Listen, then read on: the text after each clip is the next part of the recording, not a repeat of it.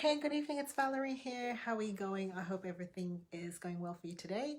I wanted to bring you three key relationships you need to have in your world if you're struggling to keep your mindset fresh and afloat and find yourself having self-doubt or criticism or thoughts that you may not be coping.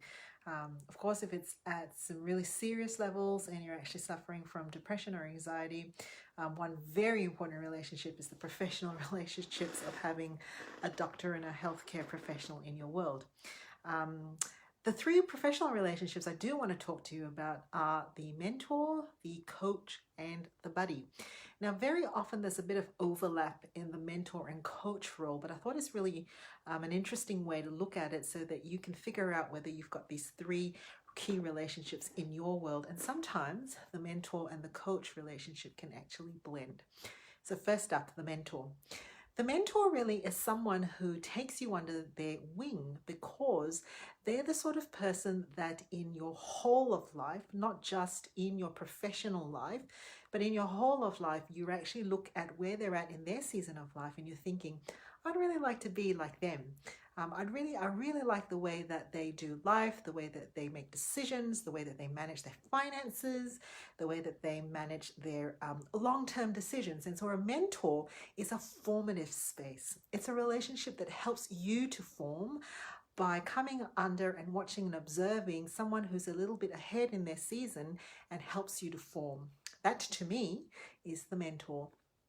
The coach is someone who basically takes you under a more teaching, learning environment. A coach is really helpful for the space where you're trying to master or learn a particular set of skills and you're actually trying to narrow the gap in what I call or what we call competencies. Now this is a really important area to have a look at because very often if we are struggling with our mindset issues, we may actually have come across an area where we have identified a skill gap. We may actually be lacking some technical skills, some relationship skills, or some competency skills that's creating a divide. And so a coach basically comes there. They have some expertise, they hopefully have some credibility in what they're doing, and they can help you to cement that skill gap by showing you the way forward. Now, the third relationship that's probably not talked about quite as much and I think is actually really important. Good evening, Andrew. How you going? And a relationship that we've implemented in our practice in some shape or form is the buddy relationship.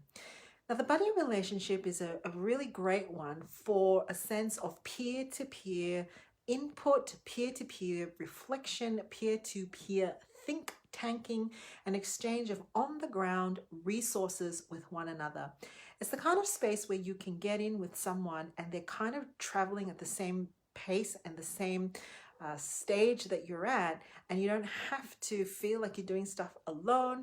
They can reflect back to you that maybe they too are struggling with a similar mindset issue, or they too are struggling with a similar decision. And the buddy-to-buddy space can often then float ideas for what to bring into the coaching and mentoring space. Another way of looking at these relationships is that we have confidants and we have alliances, and the buddy relationship is an alliance relationship. It helps us to feel that when the rubber hits the road and when times get tough and you may not have your mentor or your coach readily available because often you have to make an appointment with them and it happens, on a regular basis, but pre-appointed, your buddies are there for that informal route. So the mentor, the coach, the buddy. Do you have those relationships in your world? I'd love to know. See you later.